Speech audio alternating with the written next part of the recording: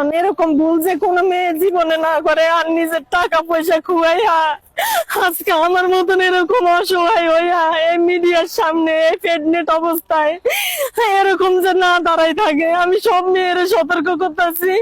এটা আমার স্বামী, এই যে টিকটকার। হ্যাঁ, আপনার স্বামী? হ্যাঁ। স্বামীর সাথে কি হয়েছিল? ওর সাথে আমার সাথে টিকটকে পরিচয় হয়েছে। ওর সাথে আমার সাথে টিকটকে পরিচয় হইয়া তারপর ওর সাথে আমার সাথে বিয়ে হয়েছে। ওই ইসলামী ব্যাংকে জব করতো সদরঘাট। ও মিডিয়াতেও কাজ করে, আপনারা সবাই চিনেন এই টিকটকারের। ওর নাম হয়েছে যে রানা। ওর সাথে আমার সাথে বিয়ে হয়েছে 2 বছর হয়েছে। আর ওর জন্যই মানে আমার ওই সংসারটা ভাঙছে। আপনি আগে বিয়ে করছিলেন? হ্যাঁ, আমার আগে বিয়ে করছি, আমার 2টা সন্তান। আগের সংসার টিকছে কতদিন আপনার? আমার আগের সংসার টিকছে 7-8 বছর। সন্তান ছিল কোনো? হ্যাঁ, 2টা মেয়ে আছে। 2টা মেয়ে আসছিল। সেই মেয়ে থাকে কোথায়? ওই মেয়ে একটা আমি বোনের ছোটবেলায় পালক দিয়ে দিছি, আর একটা বড়টা আমার কাছেও থাকে, ওর নানির কাছেও থাকে। আচ্ছা, মানে আগে সংসার ছেড়ে টিকটকারকে বিয়ে করছেন? হ্যাঁ, টিকটকারকে বিয়ে করার কারণ কি আপনার? আগে সংসার ছেড়ে টিকটকারকে বিয়ে করছি। ওর লগে আমার লগে একটা ভালো বন্ধুত্ব হয়েছে, ওই সম্পর্ক হয়েছে। পরে ওর সাথে আমার সাথে গান হয়েছে, মিডিয়াতে কাজ হয়েছে। ওইখান থেকে মানে আমার সাথে ওর সাথে ভালো একটা রিলেশন হয়ে গেছে। কিন্তু স্বামীকে ভালো লাগলো না, টিকটকে ভালো লাগছে আপনার? আগে স্বামীর ভালো লাগবো, আগে স্বামীর লগে আমার ওরকম একটা চল মিল আসিল না ওর সাথে। আমার স্বামীটা ভালো আছিল, কিন্তু আমি ওর সাথে এই পরকীয়া করছি। পরকীয়া করাটা কি ভালো না খারাপ? খারাপ। আজকে আপনি কি বললেন আপনার স্বামী থেকে যাকে বিয়ে করছেন? এখন তাতে আমি কিছু পাই নাই, আরো বরঞ্চ আমার থেকে সবকিছু লুটপাট করে নিছে। আগে স্বামীকে ছেড়ে এখন আইছেন টিকটকের কাছে।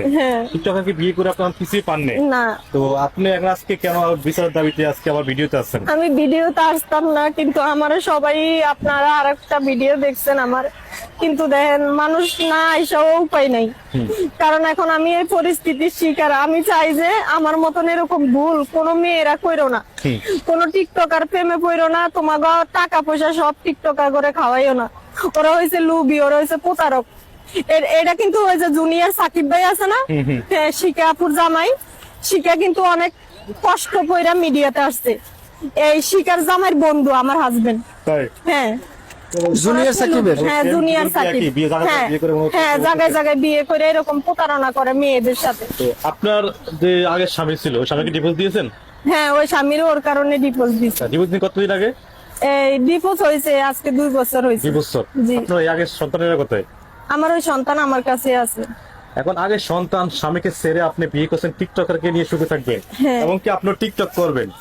তো আপনি এই যে টিকটক করার চিন্তা ভাবনা করে, সংসার করার চিন্তা করে আজকে ভালোটা স্বামীকে ছেড়ে আসছেন, তো এখন আবার আপনি রাস্তা থেকে কাটতেছেন কেন? আমার ওই স্বামী অনেক ভালো ছিল, এখন এটা কপাল, বুঝছেন।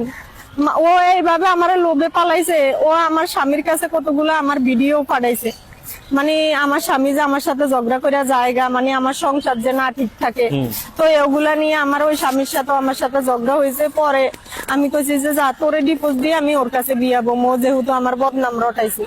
পরে আমি ও বলছে আমার কাছে ওর বউ নাকি অন্য একটা বেড়ার সাথে মানে পরকিয়া করে গেছে গা। আমার কাছে বলে নাই যে ওর বউ আছে রানা, এ হারুন রশিদ।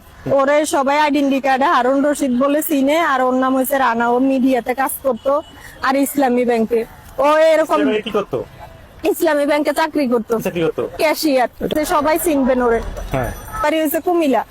পরে আমি কুমিল্লা গেছি, যাই শুনি যে মহিলারা আমার গালাগালি করতেছে যে আমি কেন একটা সংসার ভাঙছি, ওর বউ বাচ্চা আছে। তো আমি বলছি যে না, ওর বউ বাচ্চা আছে আমি জানি না, আমি জানি যে এক ছেলে আছে, ছেলেটা ঢাকায় না আমার কাছে 1 সপ্তাহ ছিল, নাম হাসিব। আর ওর বউ নাকি অন্য বেড়ার সাথে পরকিয়া করে গেছে গা। এখন যাইয়া দেখি কি বর্তমানে ওর বউ আছে, আরো একটা বাচ্চাও আছে।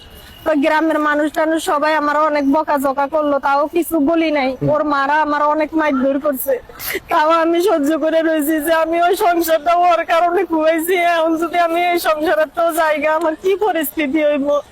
পরে ও আমার ওখানে 3 মাস ভাড়া করে রাখছে।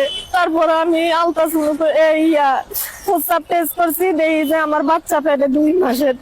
এখন এই যে 6 মাস চলে, এখন আবার পরশুদিন আরেকটা মেয়ের সাথে ও টিকটকে মেসেজ করতেছে, আমি কি রানা তুমি কি করো?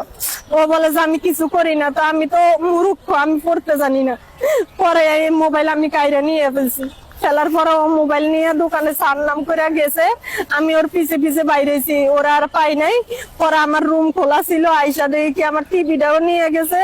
আমার 5,000 টাকা আমি মার থেকে কয়া বললে আনছি, লাভের উপর আমি ডাক্তার দেখাম, ওই যে আলট্রাসাউন্ড করুম, মেডিকেল করুম, সেই টাকা নিয়ে ও পরশুদিন বাইরে চলে গেছে।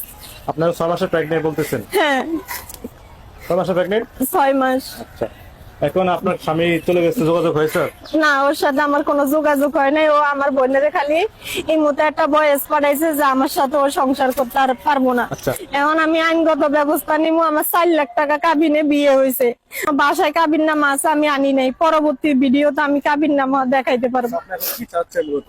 আমি মূলত চাচ্ছি আমি আমার মতন এরকম ভুল যে কোনো মেয়ে জীবনে না করে, আর নিজের টাকা পয়সা খুয়াইয়া আজকে আমার মতন এরকম অসহায় হইয়া এই মিডিয়ার সামনে এই প্রেগনেন্ট অবস্থায় এরকম যে না দাঁড়াই থাকে, আমি সব মেয়ের সতর্ক করতেছি।